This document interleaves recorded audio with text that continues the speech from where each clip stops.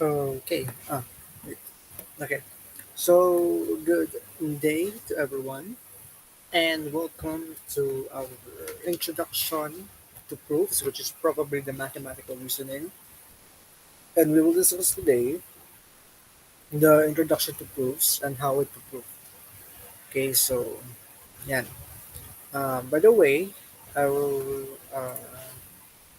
sa makikita ninyo, it designates the proving, no?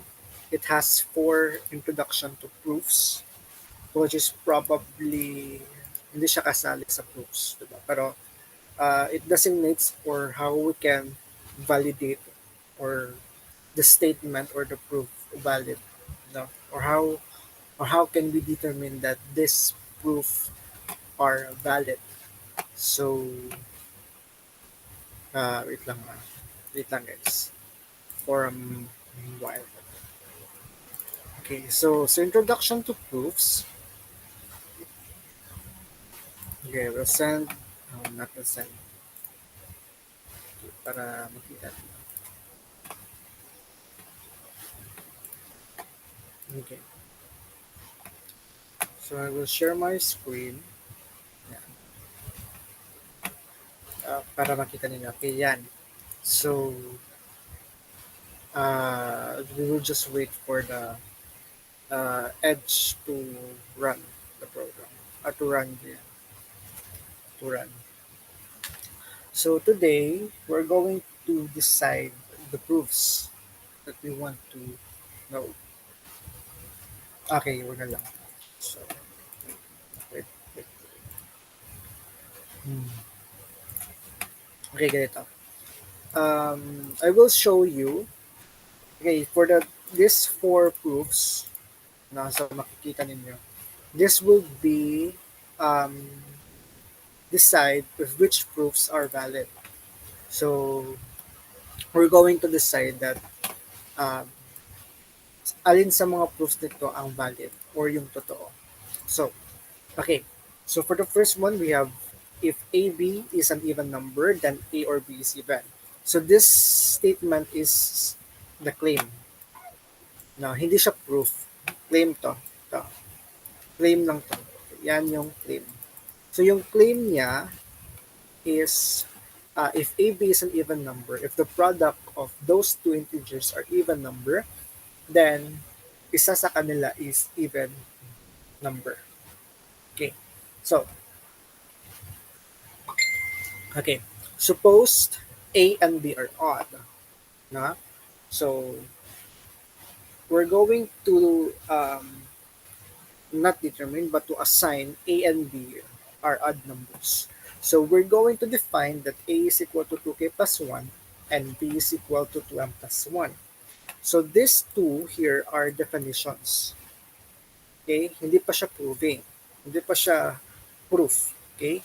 So, from the first statement, no, it assigned that A and B are odd. So, we define that A is equal to 2k plus 1 and B is equal to 2m plus 1. Okay. Pag ganito yung itsura niya, that was or that would be the odd number. Okay? Or not, the odd statement. Okay? Odd statement siya. Okay, for some integers k and m. So how we're going to do that? This um, product is odd, no? So parang contrapositive siya na um, proof, diba? Contrapositive proof. But we will just have to tackle that later. Okay, so how we're going to do that? No? So since A and B are odd, so we're going to equal AB equal to AB. So AB is equal to AB. Kasi nga, itong isang AB na to is we're going to substitute the value. So, AB is equal to 2 times k plus 1 multiplied by 2m plus 1. So, okay. Then after, going to use FOIL method or distribution method or distributive method. So, for me, I will let this as FOIL method na lang or could be distributive method. So, for method ako, so 2k para step by step 2 plus times 2m plus 2k times 1 plus 1 times 2m plus 1 times 1. So we are going to use for method. Then after that, we're going to simplify it. So 2m times 2k is 4km plus 2k times 1 would be 2k plus 1 times 2m, that would be 2m plus 1. Then after that, you're going to separate it. So we have 4km according to the variable and the constant is assigned. So ito, si 4km plus 2k plus 2m, i-regroup natin to. Tapos i-separate natin si 1 kasi wala naman siyang kapartner sa all terms. No? Wala siyang kapartner dito. So we're going to separate this. So 4km plus 2k plus 2m plus 1. Kaya hindi na naiiba siya dito. Kasi ito, we are going to group that according to the variable and constant. So, pag variable, may nakasign na variable, so that would be the letters and the constant would be numbers. Okay. Then after this, we're going to factor out the common factor. So, hindi factor si K at si M. Kasi, wala namang M dito sa 2K. Wala naman din K dito sa 2M. So, we're going to factor the coefficient. Or, yes, the coefficient. So, magiging 2 times 2km plus k plus m plus 1. Then, we're going to let this yung sa loob as p. So, we're going to do that as 2p plus 1. So, therefore, it is odd. So, the product of AB is odd. So, ito, sumpay. Continuous, or continuous na solution. So, ito yung solution. So, therefore, that AB is an odd number. Or the product of AB is odd. So, yan. Okay. Okay, so this valid proof siya. Ay, hindi pala. Hindi pala siya valid proof yata. Basta, we're going to prove that. Okay, next. Huwag niyo yung pansinin doon. Ito, parang, just, lang, itong apat na to is just, um, like warm-up exercise lang on how we're going to prove that. Okay, so for the second one, that assume that A or B is even. So, isa sa kanila is even number. Then, we're going to say that this A, where the case of B is even, will be identical. So, si A yung ating gagawing even number. I-assign as even number. Then, we're going to do that where ang case ni B is going to be an identical lang siya. So that is, we're going to define that A is equal to 2K. So we're going to define that A is equal to 2K for some integer K. Teka lang pala. Wait. Makulangan na pala dito. Wait lang. Okay. So we're going to solution. Okay, to solve this solution, or going um, um, to solve this, or going to prove that um, we're going to prove that AB is even. Okay? So, ito yung proof niya, yung proof. Ano yung proof na AB is even. Ito, um,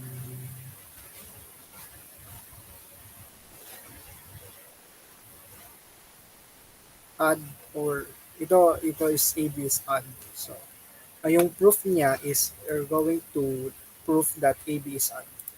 Dito, AB is even. So, how we're going to do that? So, same pa rin, AB is equal to AB. For such a case that A is equal to 2K. So, magiging 2K multiplied by B. Then we're going to multiply. We have 2kb. Then factor out the number.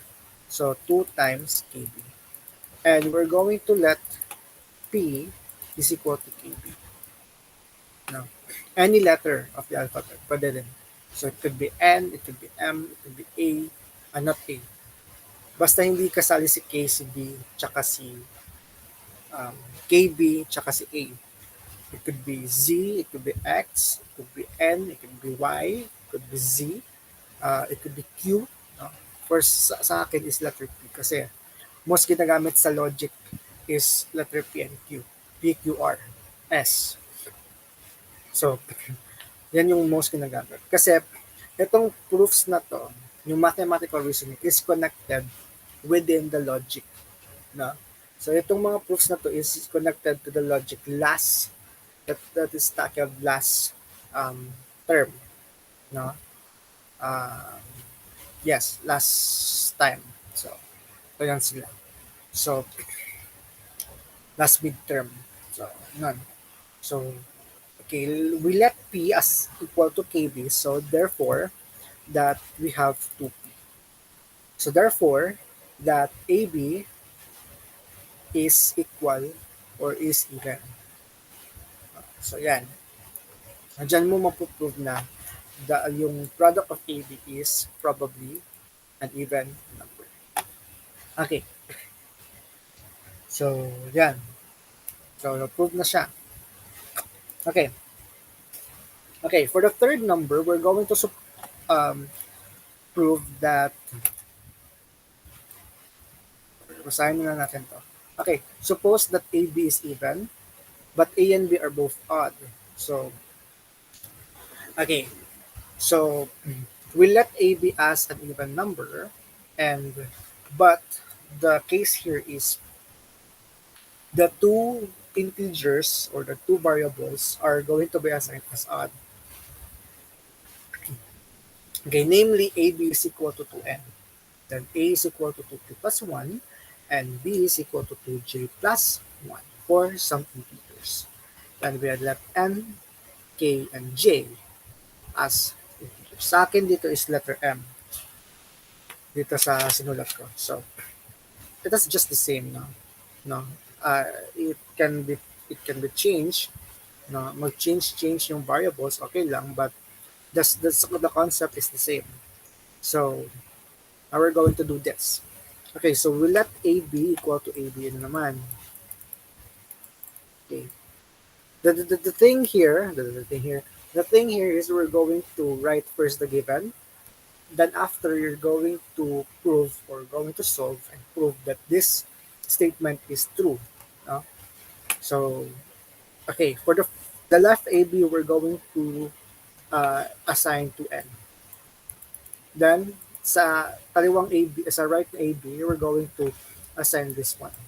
So 2k plus 1 and 2m plus 1. Okay. The question, bakit j dito, bakit m dito? It is not just the variable. Okay? Okay lang na mag-change ng variable as long the concept is the same. So, sa akin m lang kasi for the sa first is we're going to use m. Nagamit na si m dito. So, kaya m yung ginamit ko. But, it is okay to change the variable m. Could be j, could be m, no?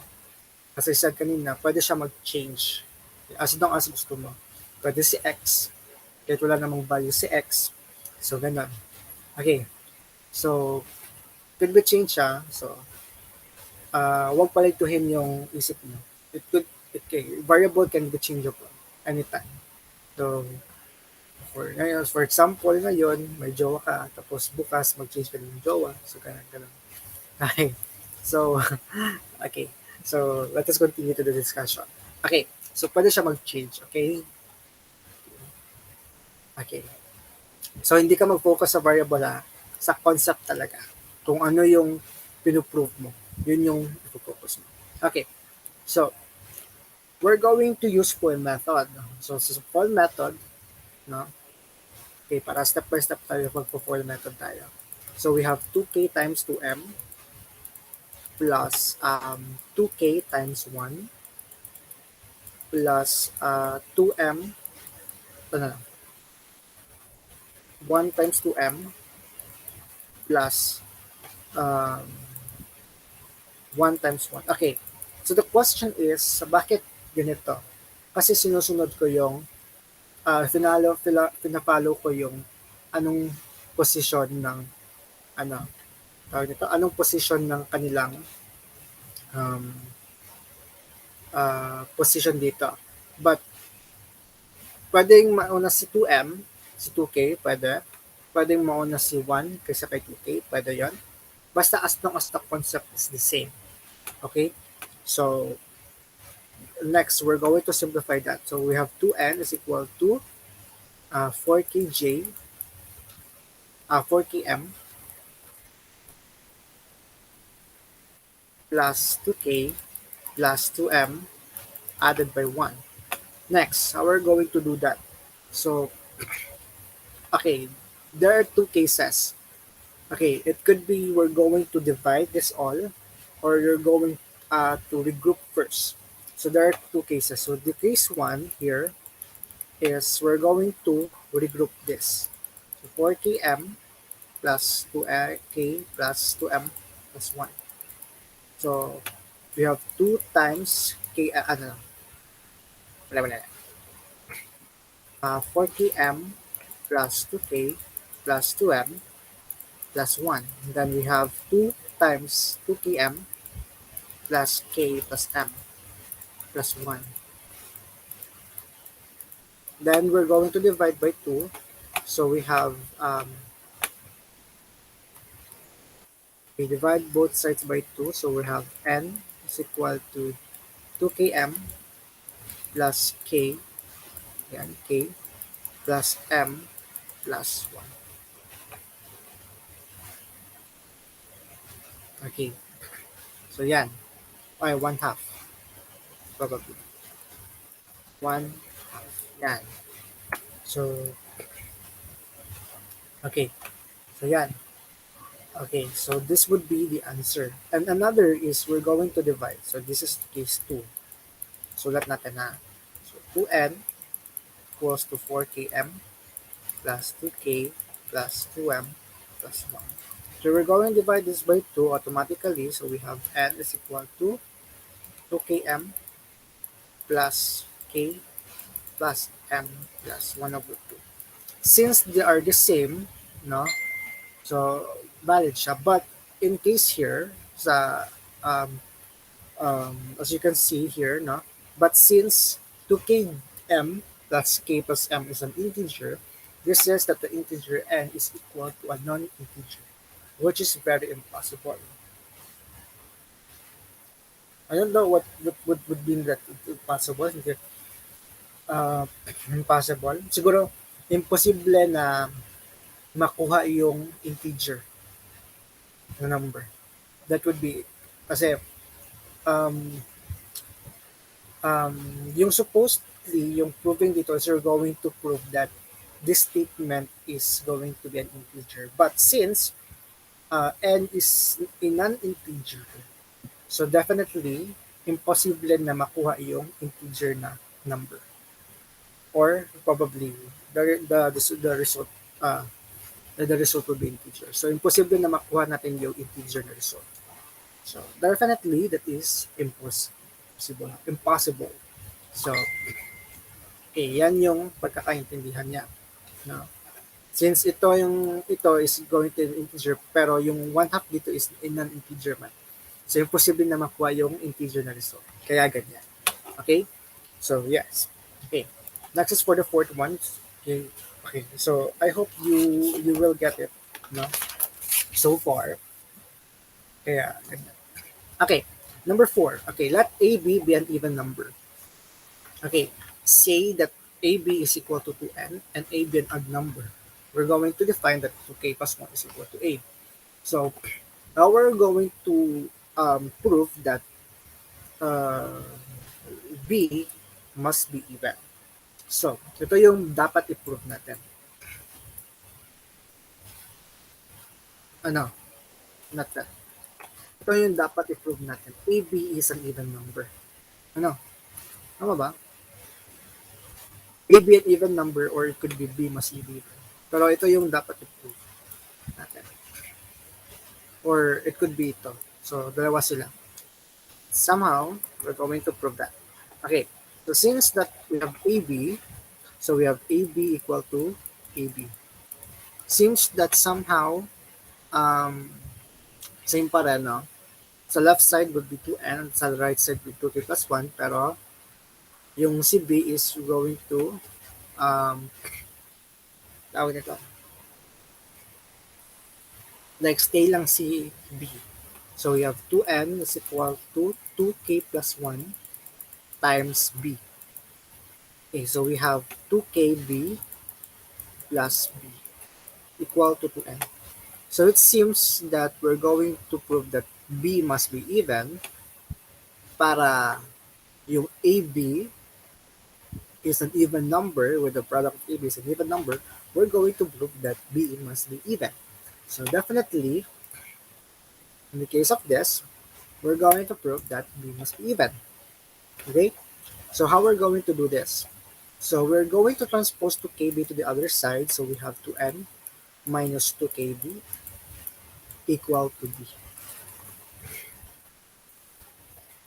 Then after, you're going to the factor the numerical coefficient, which is probably 2. So we have n minus kb equal to B. And we're going to let that P or any variable that you want except n, k, b, or a.